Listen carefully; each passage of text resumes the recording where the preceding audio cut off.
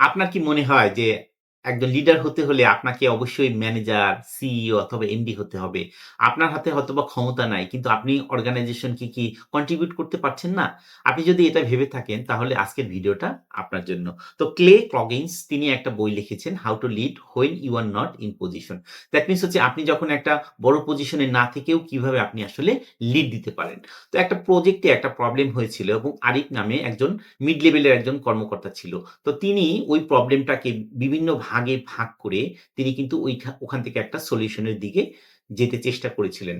তো ওই অফিসের যে লিডার যে মানে শীর্ষস্থানীয় যে লিডার তিনি তখন কিন্তু অফিসে ছিল না।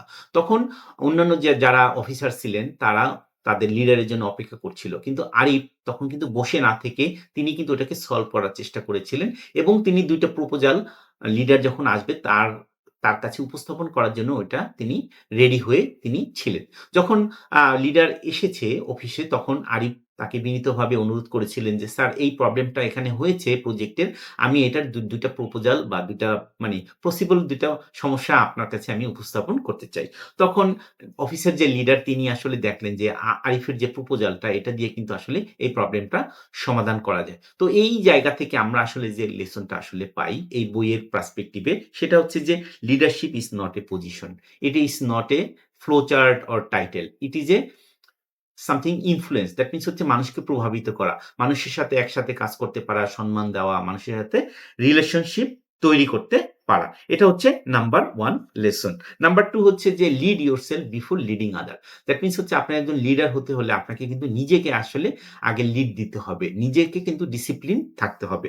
নাম্বার 3 হচ্ছে যে অলওয়েজ পজিটিভিটি চর্চা করা। নাম্বার 4 হচ্ছে ক্রিটিক্যালি থিংক করা এবং কিউরিসিটি থাকা। দ্যাট মিনস হচ্ছে একটা প্রবলেম হলেও ওখান থেকে কোয়েশ্চেন করা এবং কৌতূহলী থাকা। কেন হয়েছে? এই কেনগুলির উত্তর যদি আমরা বারবার জিজ্ঞেস করি সেখান থেকে কিন্তু সলিউশন পাওয়া যায়। এবং একটা ইনিশিয়েটিভ নেওয়া। তারপরে হচ্ছে যে submission authority builds Real strength.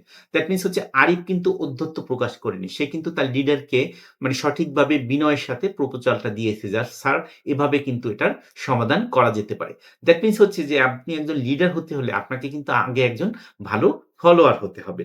না এরপরে যে পয়েন্টটা হচ্ছে যে see the organization as a own মানে অর্গানাইজেশনকে নিজের ভাবা। তারপর হচ্ছে যে influence comes through the empathy.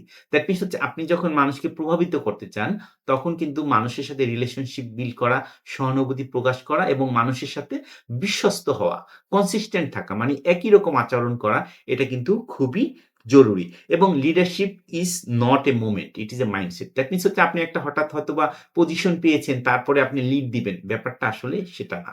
একটা মোমেন্টের উপর ডিপেন্ড করে না। এটা একটা মাইন্ডসেট।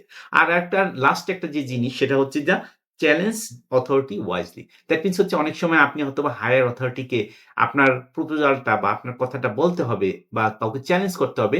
বিনয়ের সাথে ওই জিনিসটাকে চ্যালেঞ্জ করা।